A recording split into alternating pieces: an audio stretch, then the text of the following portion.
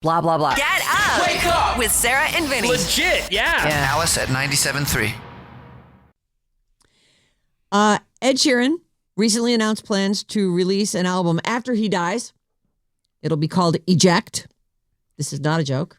He just released his 8th album, Play, on Friday. We've been playing Camera, first single. He has plans to do at least 5 more albums called Pause, Fast Forward, Rewind, and Stop. And I think we heard that, I think Rewind is the one that he's got basically finished, and he sort of had to decide which one to finish, and he thought... I remember you telling us that, yeah. Yeah, something like that. I think it was Rewind. And then ultimately, he's going to do one called Eject. It's all like, cassette tape terminology. And he said, it's actually in my will. My wife, Cherry, gets to pick the tracks for it. This is his final album that she will be in charge of curating. He envisions Eject as sort of like a greatest hits album of the 10 best unreleased songs he's written since he was 18. Okay. That's great. When I hear artists like Quentin Tarantino does the same thing, I've got a master plan. Mm-hmm. I think that's great. He only has one more left to make. I don't know why you want to put an end date on something. But. If you're that very, talented and you've had a vision from go, great. Good for you. He says, this is Ed Sheeran talking about his album that's going to come out after he dies, which it sounds like he's calling it a greatest hits album of the 10 best unreleased songs. So those aren't greatest hits. Those are just songs he's never released. Right. But maybe from each era. Maybe. So it'll have the vibe. Right. And maybe it's already fully recorded, obviously. So he'll sound like that. It'll be the people he was working with at the time. It's kind of a cool idea. I'm sure they record a lot of songs that never see the light Most of day. artists they'll say, for example, we have 20 songs, and then they whittle it down to 10 or 13. Mm-hmm. But you're usually picking the best ones. Absolutely. Even Taylor Swift on that last album that was, 45 songs or whatever, people who noticed the second half maybe wasn't as strong as the first. So usually when you release an album with, I'm not saying that, by the way. I think they were all excellent. How dare you? I'm not saying it. I'm not saying it. I've just heard it. Wrong with you. But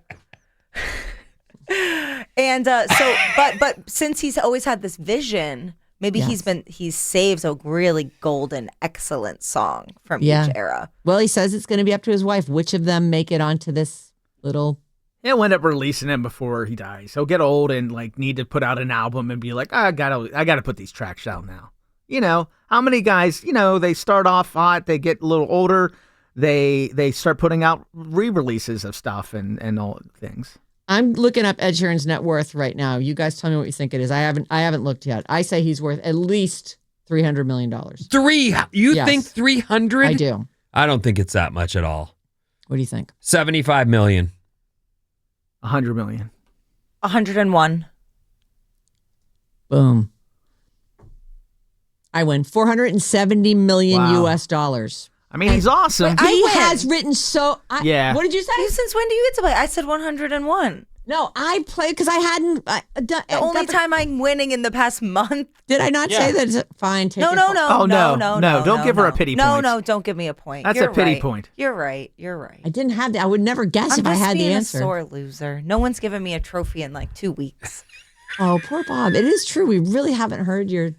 Try and make a thing that she'll give her a pity game today. Try something something for people who are 30 years old. This game's of anyone could win the game today. Okay, great. It's not for it's for everybody. Okay.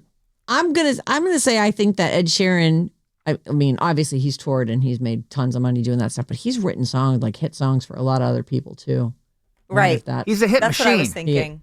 He is a hit machine. But at a time when you hear that people don't make any money on their music and that touring is where the dough is at, it's not that I don't think he's great or that I don't think he's written a bunch of great songs. I just assume that the money is coming from touring more than recording. Well, think about what it costs for Ed Sheeran to tour. He did a long bit of touring alone. I know. Stadium.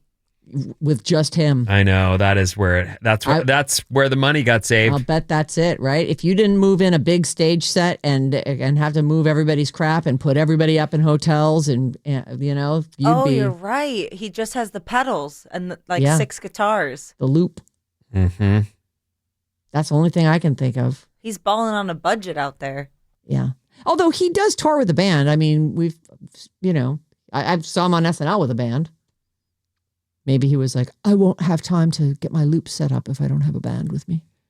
Takes me a long time to put a song together. Yeah, you can't sit there on TV and be like, look, I'm going to... you have 90 seconds. I got to build my background here before we get started, everyone. Sorry. So the story here is that Ed Sheeran has plans for a posthumous album. It's in his will. Cherry, his wife, is the one who will put it together. And he says, you know how posthumous albums come out, but they're sort of unplanned.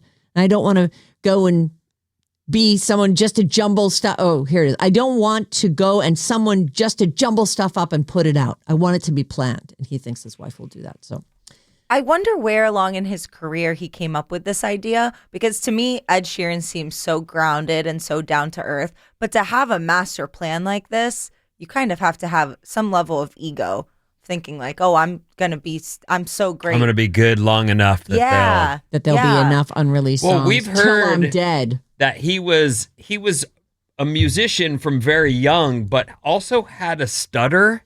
Remember, I think he credits Eminem for helping him. Like it's one of those weird those things. Raps and be able to get everything moving. Depending on how you come up, you're inspired in different ways. And some people from bullying or from being, I don't want to call him a loser. He was a kid, but I'm just like that reality of when I make it, I'm gonna make it, and I'm gonna.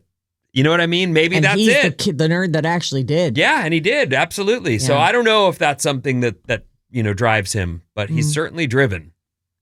He is. To be like, I've got 4 or 5, what did he say, 5 more albums? Well, there's this one that just came out, and then he also mentioned, just in this set, this is his 8th studio album, Play, and he's also got Pause, Fast Forward, Rewind, Stop, and ultimately Eject. So that's at least 13 albums. Okay. And he's young. Like, I don't know. I mean, I get that you have a will, but I feel like it feels early to be, although I guess you can die at any time.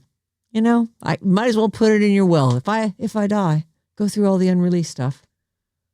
I don't know. I like the guy, though. Me too. He's very cool. So, having met him briefly, I thought, well, he's about as nice a dude and as about unassuming and, down to earth as you can get. Yeah. I root for that. Good for him. And a guy who is standing around backstage quietly, strumming on his guitar. Yep. And then walks out onto a stage alone and just starts going. And looks comfortable and cool. Ed Sheeran. There you go. Yeah. Wake up, Bay Area. This is amazing. With Sarah and Vinnie. You stole the car and let that guy drive? Alice at 97.3.